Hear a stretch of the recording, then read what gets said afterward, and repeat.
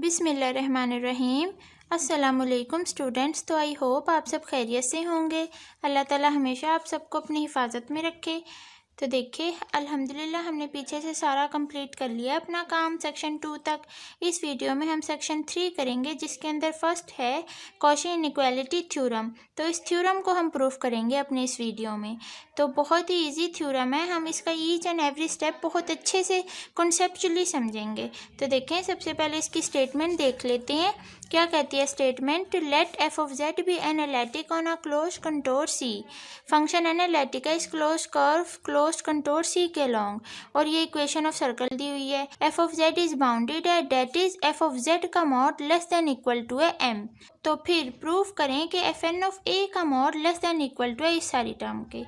ठीक है, तो ये अब हमने प्रूफ करना है। तो हम प्रूफ सबसे पहले स्टार्ट करते हैं गिवन से, जो हमें गिवन हो। तो गिवन अब हमें यहाँ क्या क्या है? एक तो ये है इक्वेशन ऑफ सर्कल जो कि क्या नज़र आ रही है, z माइनस ए का मॉड है equal to r, equation of circle है जो कि। दूसरी चीज़ उन्होंने क्या दी हुई है, एफ ऑफ जेड का mod less than equal to M है।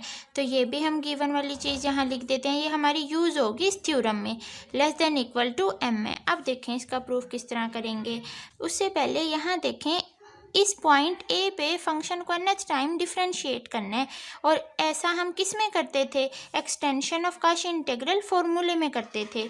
ठीक है, जब जो हमने फाइंड आउट किया था Cauchy integral formula for nth derivative at point a, जिसको और हमारी बुक में क्या बोलते हैं कि derivative of an analytic function. इसमें ठीक है, इसमें ही हमने ये वाली चीज़ प्रूफ की थी ना। तो देखें जिस तरह हमने इसकी एक्सटेंशन को प्रूफ किया, किसकी हेल्प से, इसकी हेल्प से, कॉची इंटीग्रल फॉर्मूले की हेल्प से, उसी तरह same as it is Cauchy inequality theorem को प्रूफ करेंगे हम अपनी इस एक्सटेंशन की हेल्प से, जो हमने एक्सटेंशन प्रूफ की थी इसकी। ठीक है, nth डेरिवेटिव कॉची इंटीग्रल फॉर्मूले का इस पॉइंट पे इसकी हेल्प से।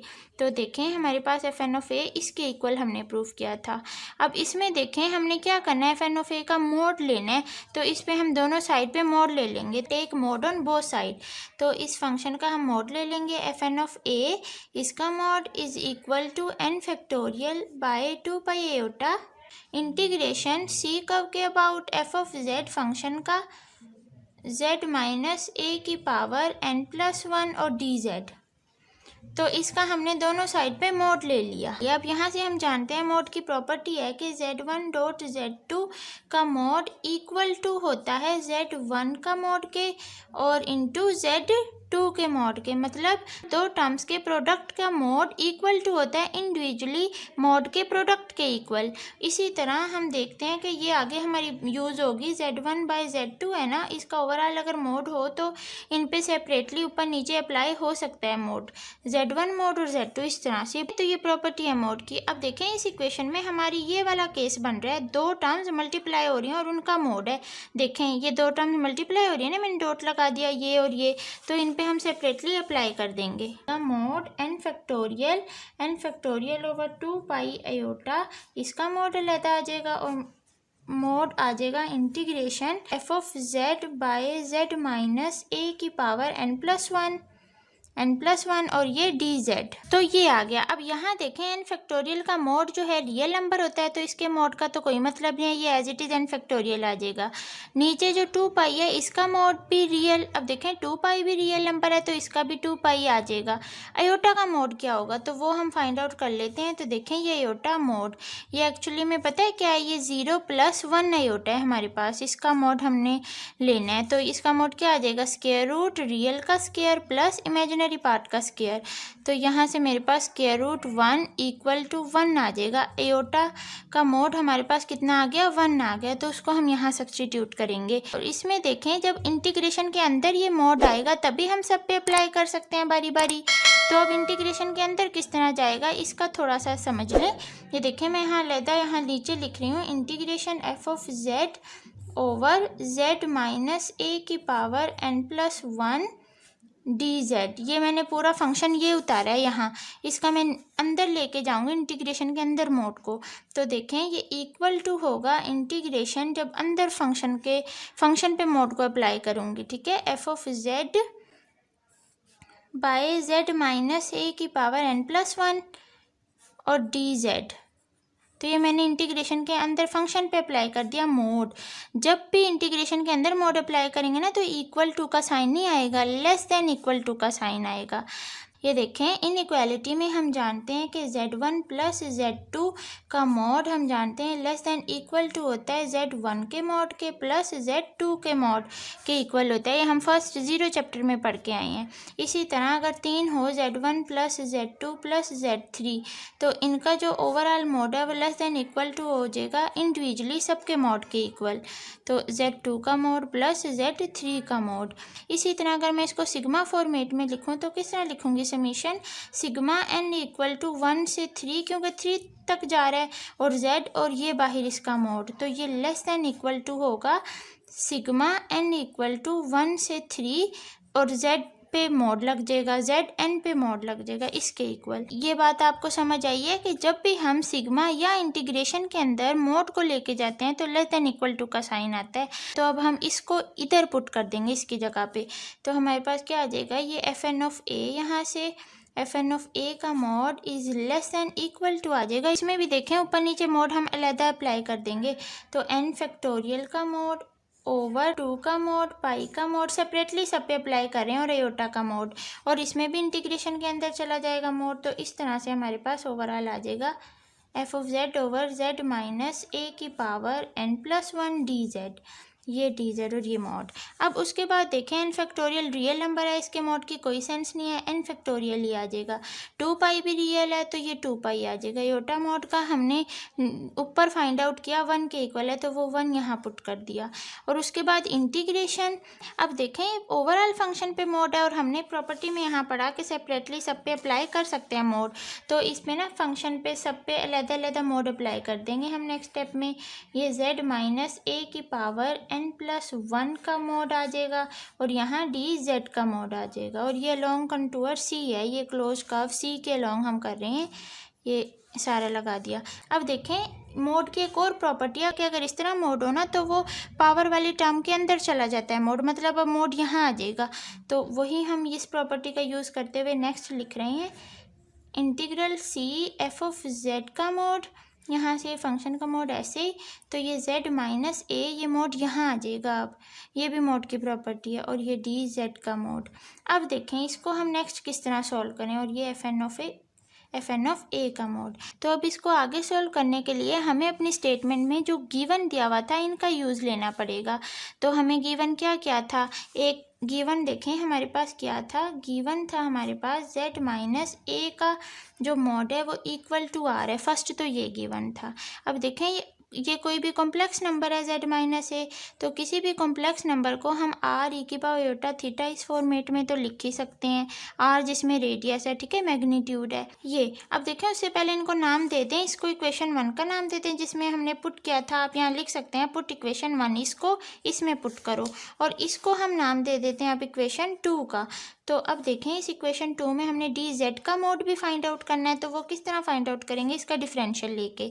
तो दोनों साइड पे इसका डिफरेंशियल लें तो डी जेड इक्वल टू ए का डिफरेंशियल कांस्टेंट है 0 आ जाएगा, आर आयोटा ई की power iota theta D theta आ जाएगा।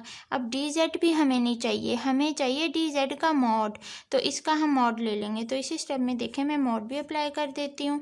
तो नेक्स्ट स्टेप में डी जेड का मॉड हमारे पास अब सेपरेटली इंडिविजुअली सबका मॉड आ जाएगा, ठीक है, ये आयोटा का मॉड, ई की पावर आयोटा थीटा का मॉड और ये डी थीटा का मोड, तो सब पे अलग अलग अप्लाई कर दिया। अब आर चूँकि रियल नंबर है तो इसका मोड तो इटसेल्फ आर ही आ जाएगा। आयोटा का मोड हमने डिस्कस किया कि 1 के इक्वल होता है, और इसके अलावा ई की पावर आयोटा थीटा का मोड अब किसके इक्वल होगा, तो वो यहाँ देखें ई की power iota theta equal to होता है cos theta plus iota sine theta के इक्वल। अब हमें इसका भी मॉड चाहिए, तो ई की पावर आयोटा थीटा का मॉड हम फाइंड आउट करेंगे जो कि किसके इक्वल होगा, cos square theta plus sine square theta, real part का स्क्वायर इमेजिनरी का और उसका स्क्वायर रूट। तो यहाँ से स्क्वायर रूट मेरे पास आ गया 1, स्क्वायर रूट 1 होता है 1, जो कि मेरे पास क्या है, ई की पावर आयोटा थीटा का मोड। तो ये तो हमने फाइंड आउट कर लिया, तो इसकी जगह पे भी मैं यहाँ 1 पुट कर दूंगी और डी थीटा भी कांस्टेंट है तो ये डी थीटा ही आ जाएगा। तो यहाँ से मेरे पास जो डी जेड का मोड आया है वो क्या आया है, आर डी थीटा आया है। तो अब हमने एक इसको सब्सटीट्यूट करना है और एक इसको सब्सटीट्यूट करना है। कहाँ, इस इक्वेशन 2 में। ये देखें, ये सारा फंक्शन इसी तरह लिखा जाएगा। एफ ऑफ जेड का मोड भी इसी तरह आएगा। जेड माइनस ए का मोड किसके इक्वल है, आर के। तो यहाँ आर सब्सटीट्यूट करूँगी और इसकी जगह पे ये सब्सटीट्यूट करूँगी।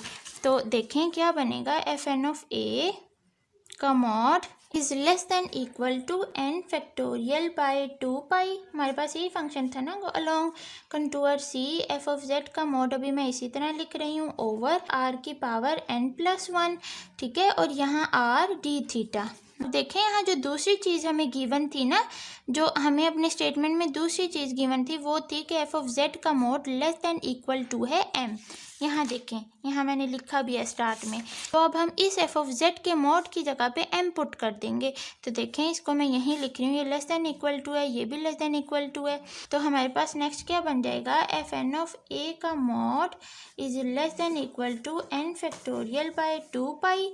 और यहाँ से f of integration along contour C, f of z हमारे पास क्या है, एम है, ओवर आर की power N plus 1 r d theta. और इससे आपने परेशानी होना, ये भी लेस देन इक्वल टू है, ये भी लेस देन इक्वल टू है। तो इससे तो हमारा फंक्शन फ्लो में आ गया सही तरीके से, लेस देन इक्वल टू का साइन। तो ये अब देखें नेक्स्ट स्टेप में हमने क्या करना है, एन फैक्टोरियल बाय 2 पाई, इसी तरह इंटीग्रल सी एम बाय, अब ये देखें आर की पावर एन भी है, आर की पावर 1 भी है। तो उस आर की पावर 1 से तो ये आर कैंसिल हो गया, तो यहाँ जस्ट आर की पावर एन बचा और डी थीटा बचा। अब नेक्स्ट स्टेप में देखें, ये साइड पे ये एफ एन ऑफ ए का मोड चल रहा है, साथ साथ ये इधर ये। अब देखें लेस देन इक्वल टू, अब यहाँ देखें एन फैक्टोरियल बाय 2 पाई, इसी तरह बाहर ये एम चूँकि कांस्टेंट है तो बाहर आ जाएगा। और इसी के साथ जो आर है, आर की पावर एन जो कि रेडियस है, ये भी कांस्टेंट है तो इसको भी बाहर निकालो। इंटीग्रेशन जस्ट हम करेंगे डी थीटा की। अब चूँकि क्लोज्ड कर्व सी है तो क्लोज्ड कर्व सी की हमारे पास लिमिट्स क्या होती है, 0 से 2 पाई। तो यहाँ 0 से 2 पाई हम लिमिट्स लगा के डी थीटा को इंटीग्रेट करेंगे। तो ये हमारे पास क्या आ जाएगा, एन फैक्टोरियल बाय 2 पाई और ये m बाय आर की पावर n, यहाँ कांस्टेंट की इंटीग्रेशन थीटा, और इस थीटा पे हम लिमिट्स पुट कर देंगे 0 से 2 पाई। उसके बाद देखें less than equal to N factorial by 2 pi m by r की पावर n, यहाँ 2 पाई माइनस 0 तो 2 पाई आ जाएगा। तो अब ये देखें ये वाला 2 पाई इस 2 पाई से कैंसिल हो गया, तो ये less than equal to N factorial by r की पावर n और ये m आ गया। तो ये हमारा प्रूफ हो गया। तो ये इसका फाइनली हमने प्रूफ किया। तो देखें जैसा आपने देखा हमने हर स्टेप अपना सिंपली बहुत इजी तरीके से किया। और इसी तरह बुक में दिया हुआ है, बुक में देखें शॉर्ट लग रहा है हमें बहुत ज़्यादा, ये तो स्टेटमेंट है, देखें प्रूफ बस ये है आधे हाफ पेज का, क्योंकि उन्होंने कुछ स्टेप्स डायरेक्ट किए हुए हैं। ये जो हमने ये चीज़ फाइंड आउट किया वो इधर नहीं की हुई, तो जैसा कि उन्होंने यहाँ कुछ स्टेप्स डायरेक्ट किए हुए हैं तो इसलिए ये हमें शॉर्ट नज़र आ रहा है, वरना काम तो हमने भी यही सारा किया है। तो आई होप आपको वीडियो समझ आई होगी, और वीडियो कैसी लगी है कमेंट्स में ज़रूर बताया करें। आपके कमेंट से बहुत ज़्यादा अप्रिसिएशन मिलती है ऐसी और भी वीडियोस बनाने के लिए। तो नेक्स्ट वीडियो में इंशाल्लाह इसका नेक्स्ट थ्योरम करेंगे। तो नेक्स्ट वीडियो में मिलते हैं। अपना ढेर सारा ख्याल रखिए, दुआओं में याद रखिए। अल्लाह हाफिज़।